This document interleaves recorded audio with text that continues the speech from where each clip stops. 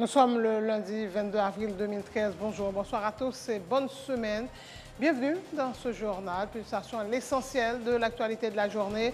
À la une de l'actualité, justement, l'installation des 9 membres du CTCEP est favorablement accueillie au Parlement. Mais députés et sénateurs appellent à la vigilance pour éviter que les prochaines élections ne plongent le pays dans une grave crise. Le 5e sommet de l'Association des États de la Caraïbe démarre ce mardi à Port-au-Prince. Plus de 300 délégués, une douzaine de chefs d'État et de gouvernement ont confirmé leur participation à ces assises qui prennent fin le 26 avril.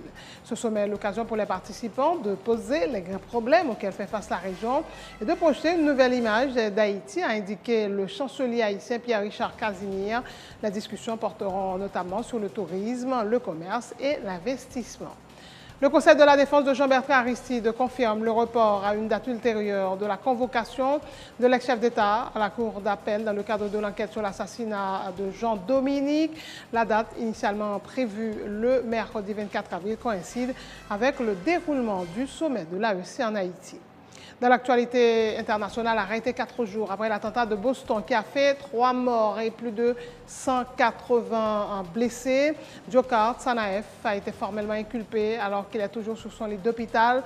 Le jeune homme de 19 ans encourt la peine de mort. 5 morts dans une fusillade au nord-ouest des États-Unis. La police de Federal Way, à une trentaine de kilomètres de Seattle, est intervenue dimanche soir après un vif échange de coups de feu dans un immeuble de la ville avant qu'une fusillade n'éclate avec les forces de l'ordre, rapportent les médias locaux.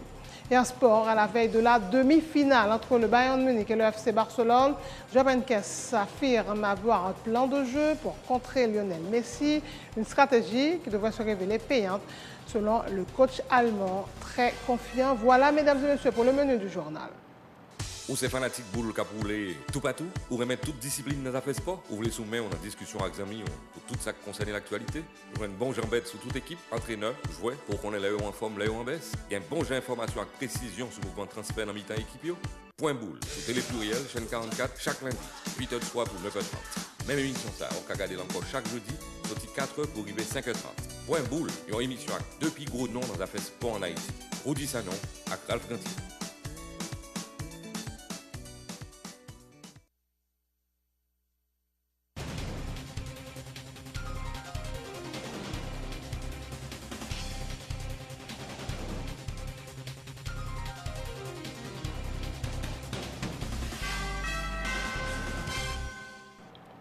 C'est parti pour le développement du journal. L'installation des 9 membres du CTCEP est favorablement accueillie au Parlement. Mais députés et sénateurs appellent à la vigilance pour éviter que les prochaines élections ne plongent le pays dans une grave crise.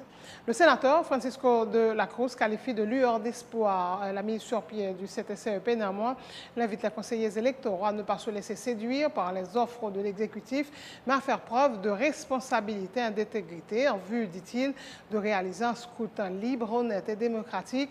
L'élu du centre rappelle le nouveau membre du conseil électoral spécial qu'il n'occupe pas ce poste de manière permanente et souligne qu'ils seront évalués sur la base de ce qu'ils auront accompli cette année. Nous faisons appel à la conscience de chaque grand conseiller. Nous faisons appel à la conscience de chaque monde pour qu'il un minimum d'intégrité, un minimum de sérieux, un minimum de responsabilité devant la nation pour que nous ayons une bonne élection.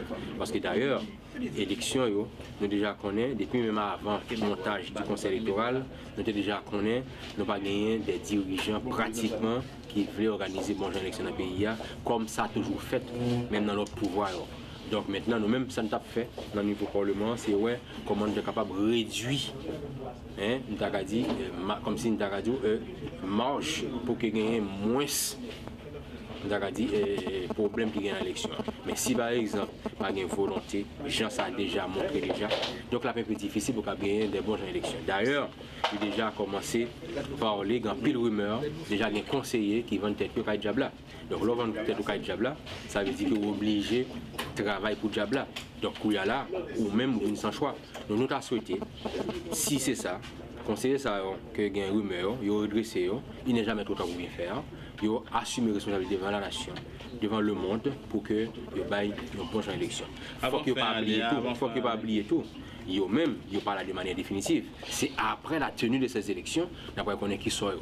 Et lors d'un conseil électoral là, il faut nous connaître, il y a déjà erreur grave, gravissime de la part de l'exécutif, il était nommé un directeur général. Maintenant qu'il y a là, il faut qu'il y ait une négociation pour qu'on l'autre directeur général qui pourra être élu, pas élu, mais qui pourra être désigné par le conseil électoral qu'il a, ce n'est pas par l'exécutif.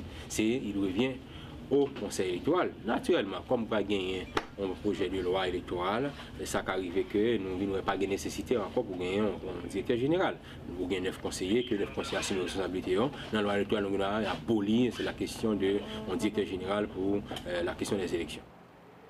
Le député Sorel Jacinthe dit prendre note de la configuration du bureau du CTCEP et présidé par le représentant de l'exécutif, Emmanuel Ménard. Les 9 conseillers ont la lourde responsabilité d'organiser un scrutin libre et démocratique, dit le parlementaire, soulignant que des élections truquées pourraient plonger le pays dans l'instabilité. Le représentant de Morand-Chambellan à la Chambre basse fait savoir que les forces de l'opposition sont en train de s'organiser, se renforcer pour prendre le pouvoir via les urnes, mais assure que si les élections sont émaillées d'irrégularités entraînant à leur défaite, c'est la logique du déchoucage qui prévaudra. C'est quelque chose, c'est un maillon. Conseil électoral alimenté, bureau alimenté. Nous n'avons pas qu'à dire que nous satisfaits, mais l'essentiel, nous sommes capables de dire sont pas. Donc, comme je disais encore, c'est un processus. Donc, on avance dans le processus. Vous parlez de satisfaction qui va lier. Je n'ai pas parlé de satisfaction, nous avons dit que nous ne sommes pas satisfaits parce que quelque part, l'ordre CSPJ et la Chambre, je ne crois pas que c'est à ça. Cependant, je dis que c'est un maillon, c'est un pas, donc on avance dans le processus. Nous prenons note et nous comprenons sa bureau, ça a représenté. Donc, nous prenons note, nous avons mobilisé et nous avons avancé dans le processus. Aujourd'hui, nous ne sommes pas capables de dire nous avons confiance dans personne, d'autant plus que c'est une élection qu'on va faire, l'institution a été fait choix, donc on y a ces acteurs. C'est moun nous avons choisi qui pour connaître est-ce que la population a toujours bien confiance dans eux-mêmes, est-ce que l'institution qui a toujours confiance dans eux-mêmes. Cependant, je dis, je répète, c'est un processus, son maillon qui en dans chaîne qui pour y former chaîne là et chaîne n'a formé après les élections pour nous dire vraiment on a eu une chaîne. Donc, encore une fois, on a avancé dans le processus. Est-ce que nous sommes capables de nous gagner confiance? C'est la population, c'est les secteurs, c'est la mobilisation qui, au fur et à mesure, à chaque étape, n'a constaté, n'a mobilisé, n'a continué dans le processus-là. Et la population et les secteurs, pour nous prendre des décisions, n'a pris. De son côté, Francine Ardenius dit lui aussi prendra acte que les postes stratégiques au CTCEP sont occupés par des proches de l'exécutif. Il appelle la population à la vigilance de manière à s'assurer que son vote compte réellement lors de la proclamation des résultats des scrutins devant être organisés avant la fin de l'année. C'est qui qui va prendre décision, qui dans poste de décision. Et c'est ça lié, on connaît que poste véritablement c'est président et c'est secrétaire général là et puis c'est directeur général là qui a implémenté. Ou il y a des membres en conseil, donc où est président République là, il a arrangé avec l'équipe pour occuper tout poste stratégique. C'est clair, nous entendons des bagailles la radio, nous regardons la télévision, nous comprenons qui négociation tu as fait parce que tout de suite que mes membres ont été choisis, et bien président est invité, même convoqué, et bien de membres que nous avons choisis dans le palais national. Et ouais, exactement, ils sont arrivés sur une base ou sur l'autre, et bien convaincre les gens pour orienter dans le sens que le président lui-même qu'il était toujours voulu. Donc nous pensons que nous avons vraiment démarré pour nous avoir une mauvaise élection dans le pays. Et moi-même je pense que ça ne va pas faire affaire ni pays ni président parce que finalement nous avons tombé sur un cachobombé. Donc nous commençons à perdre confiance dans le représentant parlement à niveau CTCEP. Pas quoi comportement et pour le moment et qu'au cas nous confiance que nous espérons. Non, après à part mettre nous qui étaient conformes à ça que nous-mêmes comme si nous étions à travers l'élection. Donc jusqu'à présent, nous sommes vraiment inquiets par rapport à l'autre membre que nous avons choisi. Autre point de l'actualité, ouverture ce mardi, à Port-au-Prince du 5e sommet de l'Association des États de la Caraïbe. Plus de 300 délégués, une douzaine de chefs d'État et de gouvernement ont confirmé leur participation à ces assises qui prennent fin le 26 avril, entre autres les présidents dominicains, vénézuéliens et colombiens. Ce sommet est l'occasion pour les participants de poser les grands problèmes auxquels fait face la région. Tourisme durable, transport, commerce, investissement sont les principaux sujets qui seront évoqués lors du sommet. Et ce sera l'occasion de projeter une nouvelle image d'Haïti, a dit le ministre des Affaires étrangères. Une enveloppe de 40 millions de gourdes a été décaissée pour l'organisation de l'événement, indique Pierre-Richard Casimir au micro de Emmanuel Paul. Aujourd'hui, dans l'état actuel des choses, nous avons à peu près 389 délégués qui sont censés faire réservation, étrangers qui veulent faire réservation pour venir.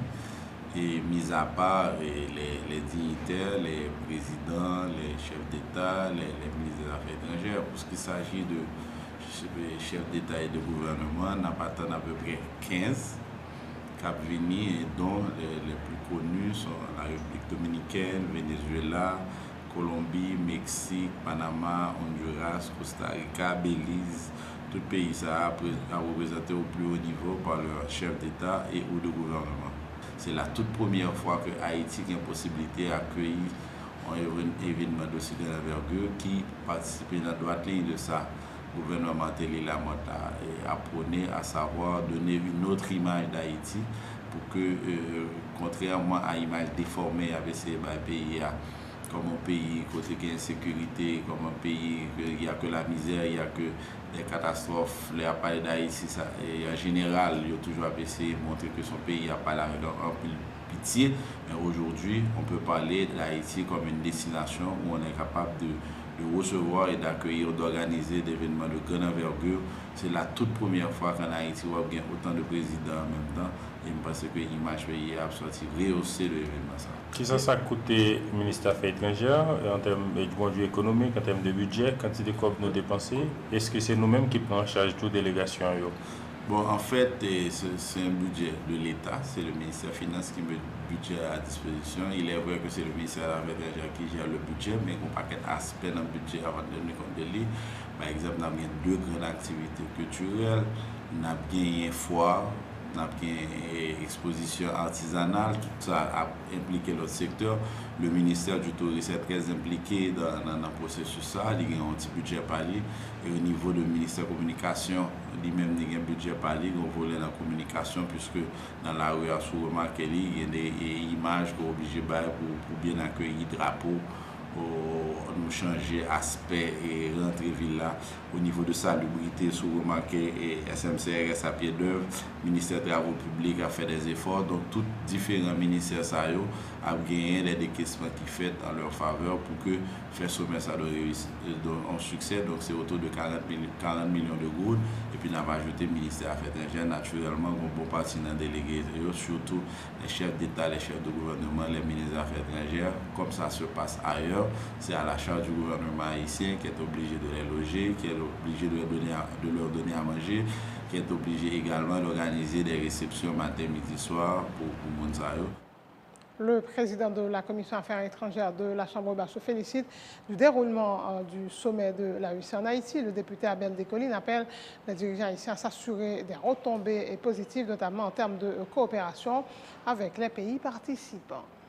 L'organisation d'un sommet dans un pays comme le nôtre est capable de gagner plusieurs interprétations qui faites. D'abord, on aurait interprétation positive, le fait que Haïti est capable hôte de un sommet cap recevoir des étrangers, ça prouvait gagner un minimum de confiance qui commençait à exister par rapport à pays lui-même puisque par le passé, nous, qu'on fait objet de crises aiguës et qu'il est toujours impossible, même des conférences qui concernaient l'avenir d'Haïti, qu'on ne peut pas organiser en Haïti. Donc le fait même que le sommet a fait en Haïti, c'est quelque chose de positif qui permet une certaine ouverture d'esprit et qui permet à ce que l'autre compréhension, l'autre compréhension de Haïti, en compréhension, capable de dire Haïti, son pays qui est pauvre, Haïti, son pays qui a des problèmes socio-économiques, mais c'est quand même un pays qui existe avec des institutions autant que faire se peut, capable de chercher à organiser. Maintenant, l'autre interprétation, à quoi peut-on s'attendre de un sommet qui a coûté quand même 40 millions de goudes à l'État haïtien. Résultat, nous toujours dit nous-mêmes lorsque il y a de critiques par rapport à des exploits ou des déplacements en matière diplomatique. Pour résultat, ça au capable effectif, il faut que nous ne pas contenter de faire de sommet en événementiel, c'est que du 23 au 25, des trentaines de chefs de l'État et des délégations venues et puis après plus rien. Il faut institutionnel nous, il faut qu'institution, il faut que monde qui dans sommet l'État, lorsque ils fin organiser un événement pour faire en sorte que l'événement pérenne à travers suivi capaille pour permettre à ce que l'image Haïti a libéré aussi le temps du sommet, mais pour une continuité dans les actions. Le Conseil de la défense de l'ancien président Jean-Bertrand Aristide confirme le report à une date ultérieure de la convocation de l'ex-chef d'État à la Cour d'appel dans le cadre de l'enquête sur l'assassinat du journaliste Jean-Léopold Dominique et du gardien de Radio Haïti Inter Jean-Claude Louis. Maître Camille Leblanc, membre du dit Conseil, fait savoir que la Cour d'appel a décidé de reporter la convocation car la date initialement prévue, soit le mercredi 24 avril, coïncide avec le déroulement du sommet de l'AEC en Haïti. Jean-Bertrand Aristide entend répondre aux questions de la justice et n'attend que la date de la nouvelle convocation, selon Maître Leblanc, qui dit par ailleurs comprendre les craintes de ceux qui pensent que cette convocation pourrait avoir une connotation politique.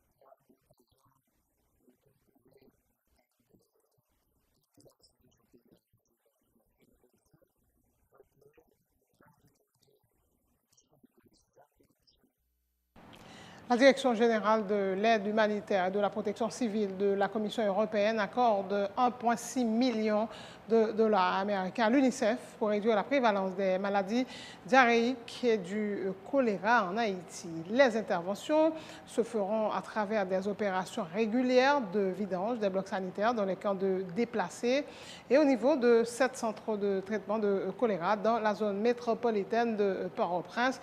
260 000 personnes vivant dans les camps devraient être touchées par ces opérations. Le représentant de l'UNICEF en Haïti, Edouard Begbeder estime qu'il est impératif d'assurer la continuité des services de base et d'assainissement de manière à éviter toute aggravation de la situation sanitaire du pays, notamment dans les camps de déplacés. Il rappelle que malgré une tendance globale à la baisse de l'épidémie de choléra, les fortes pluies de la fin 2012 ont provoqué l'apparition de foyers épidémiques dans tout le pays, en particulier dans les départements du Nord, du Sud, des Nippes et dans la zone urbaine de Port-au-Prince.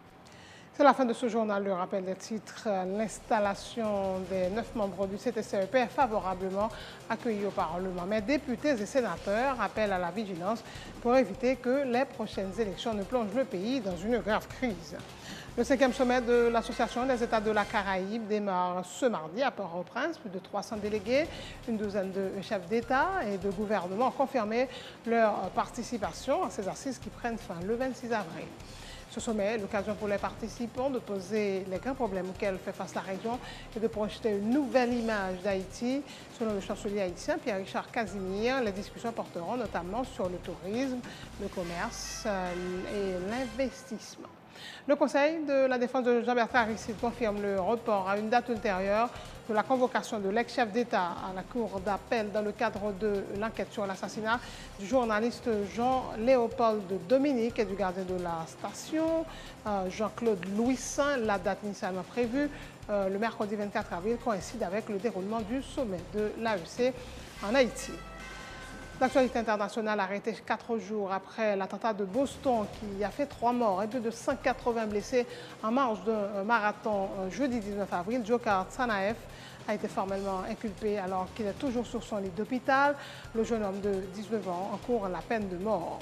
5 morts dans une fusillade au nord-ouest des États-Unis. La police de Federal Way, à une trentaine de kilomètres de Seattle, est intervenue dimanche soir après un vif échange de coups de feu dans un immeuble de la ville avant qu'une fusillade n'éclate avec les forces de l'ordre, rapportent les médias locaux. Et puis en sport, à la veille de la demi-finale entre le Bayern Munich et le FC Barcelone, Joao Benitez s'affirme avoir un plan de jeu pour contrer Lionel Messi, une stratégie qui devrait se révéler payante, indique le coach allemand très confiant. Merci de votre fidélité. Bonne suite de programme sur Télé Pluriel.